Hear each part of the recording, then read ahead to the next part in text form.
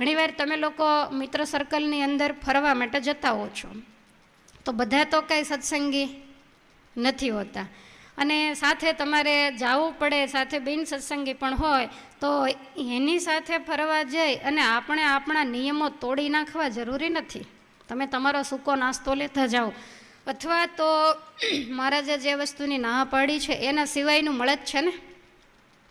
જૈનો તો કંદમૂળ પણ નથી ખાતા, તો એવું બધું મળતું જ હોય છે. તો નાના સમાજ હોય અને એમ થાય કે એવું લુખું સૂકું સાધુ બાવા જેવું ક્યાં ખાવું.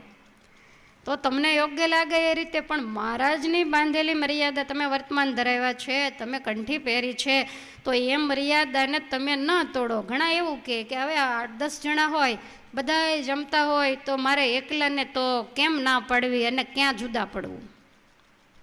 સમજાય છે તમને? આ પ્રશ્ન ઘરે ઘરે ઊભા થાય છે.